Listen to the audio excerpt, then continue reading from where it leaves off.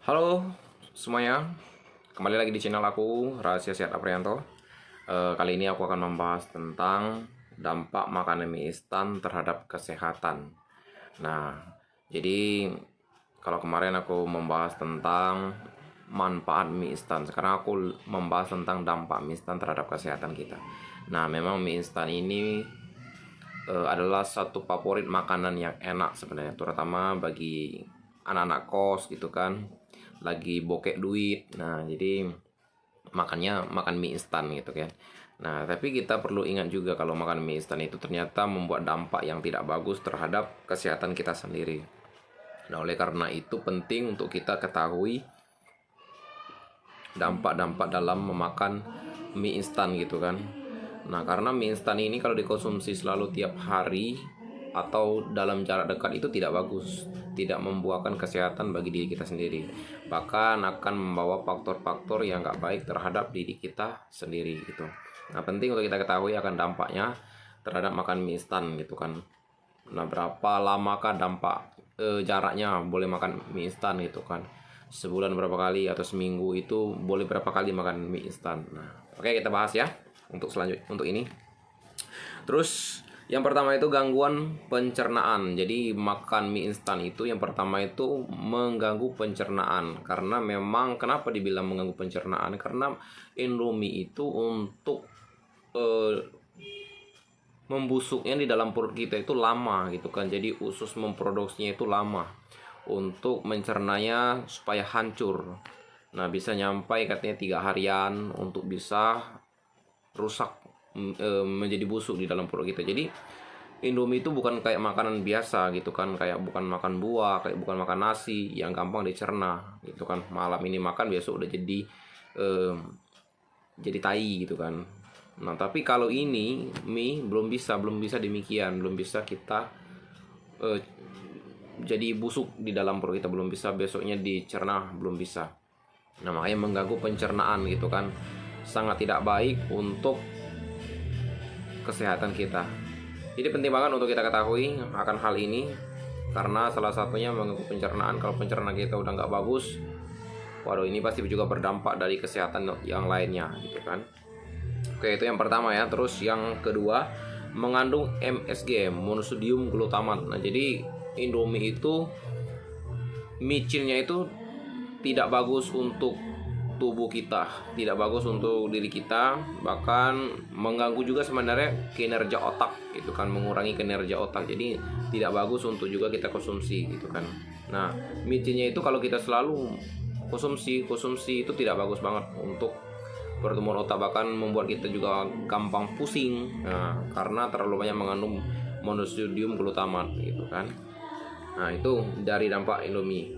Terus yang ketiga ini tinggi natrium. Nah, tinggi natrium ini kenapa? Karena antara kadar di dalam mie itu untuk serat, untuk ininya rendah gitu kan, tapi dia tingginya lemak jenuhnya, karbohidratnya itu tinggi untuk Indomie, di dalam Indomie itu. Sedangkan untuk seratnya sendiri rendah, jadi tidak seimbang antara seratnya dan karbohidratnya terlalu tinggi. Nah, gitu.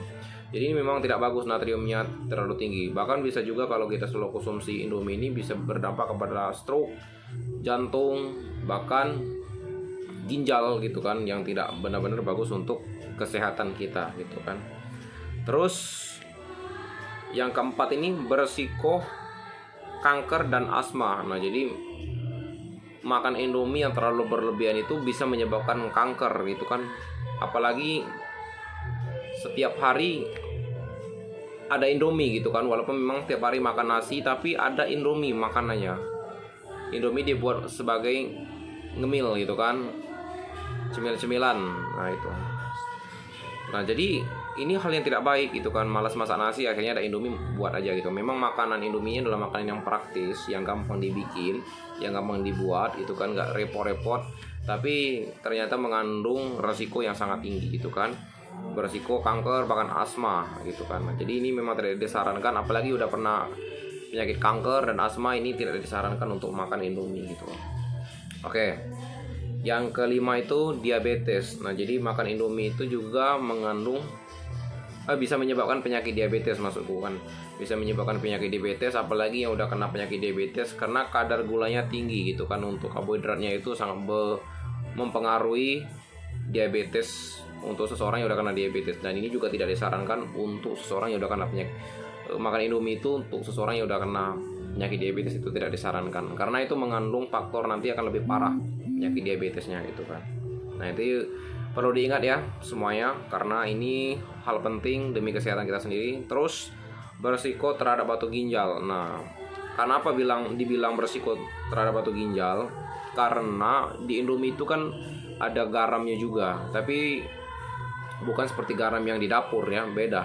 Tapi garamnya itu yang membuat juga membuat batu ginjal, bisa menumpuk di ginjal kita. Oleh karena itu kalau sesudah makan Indomie itu harus minum air putih banyak gitu kan, karena biar mempelancarkan di ginjal kita. Oke. Nah, ini adalah dampak-dampak yang ada dalam Indomie kalau kita mengonsumsi minyak. Ini tidak bagus untuk kita konsumsi setiap hari. Minimal konsumsi Indomie berapa lama sih? Minimal ya sebulan itu 2 kali gitu, sebulan atau 3 kali, itu pun jaraknya harus dekat, minggu ke minggu. Nah gitu kan. Kalau gimana kalau jaraknya dekat-dekatan, sehari makan Indomie, besok enggak, besoknya makan lagi gitu kan. Nah itu yang berbahaya tuh sebenarnya, yang seperti itu gitu kan. Makanya Indomie ini dengan jarak yang lama gitu kan, seminggu ke minggu, minggu ke minggu, seperti itu aja. Jadi jaraknya tidak terlalu dekat, karena kan pencernaannya itu lambat untuk dicerna Indomie itu dalam perut kita gitu. Nah oke, itu aja yang aku bisa bagikan ke semuanya.